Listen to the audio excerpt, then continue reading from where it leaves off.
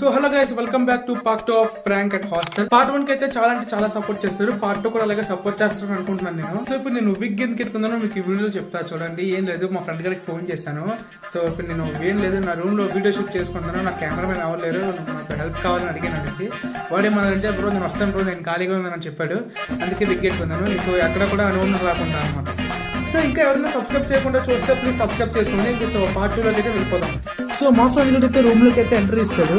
So ఇప్పుడు నా plan ఏంటంటే వాడిని కూర్చోబెట్టి కొంచెంసేపు వాడితో మాట్లాడనమాట. ఒకవేళ నేను వాడితో మాట్లాడకుండా వాడికి బిస్కెట్ ఇచ్చేస్తే వాడికి అక్కడే డౌట్ వచ్చేస్తుంది. నేనైతే వాడితో చాలాసేపు అయితే మాట్లాడాను. సో నాకు ఎందుకు ఇదే రైట్ టైం అనిపించింది. సో నేనైతే ఫైనల్గా ఇంకా వాడికైతే ఒరే బిస్కెట్ ఇచ్చేసా తినమని.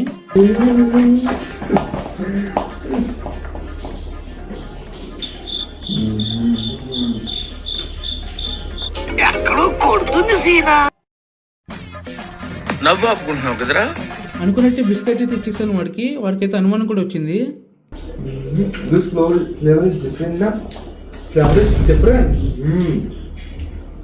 ఫ్లేవర్ డిఫరెంట్గా ఉందండి గాయస్. బిస్కెట్ నచ్చినట్టు ఉంది, తెగ నాకేస్తున్నాడు. పార్ట్ 3 కోసం వెయిట్ చేయండి, అది ఇంకా ఫన్నీగా ఉండిపోతుంది.